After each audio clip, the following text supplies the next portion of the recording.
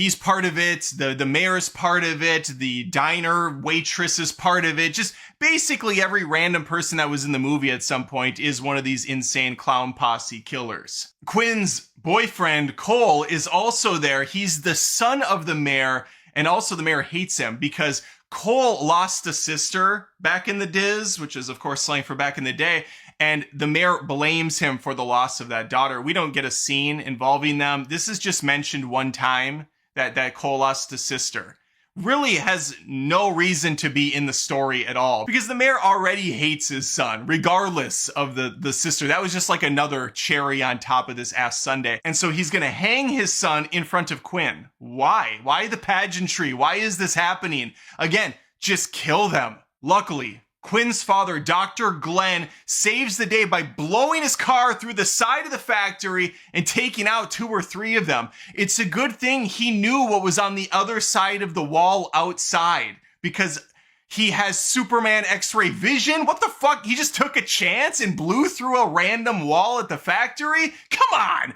Anyway, he was previously out looking for his daughter because naturally she's been sneaking out of the house at night at a place they just moved to after losing their mother and wife. Makes sense. She's a great girl. So he's outside looking for her in the middle of the night and sees that his new little clinic has been broken into. And so he goes inside to investigate, only to find out a couple of clowns are in there. One that had his arm shot off by the hunter kid, and the other one who, I guess, was waiting for the doctor to show up in the middle of the night. Why didn't they go to his house and grab him?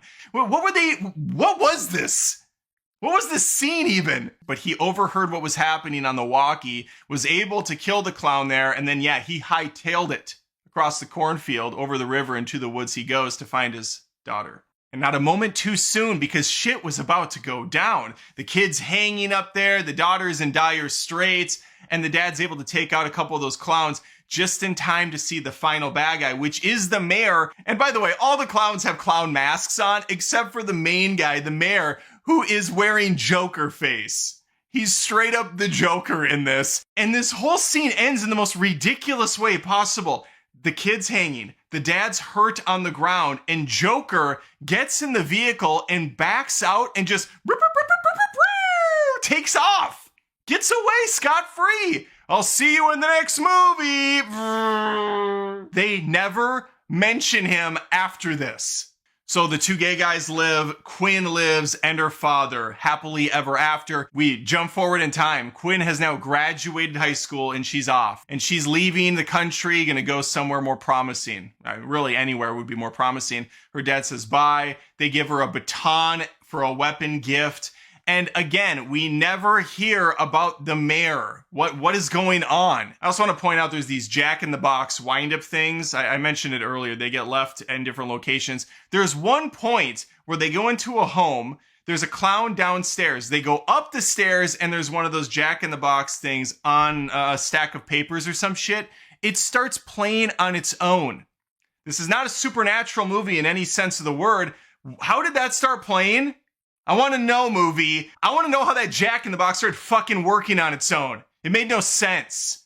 But that scene was funny because there's a dial-up phone, one of those rotary phones where you have to go 1, 3.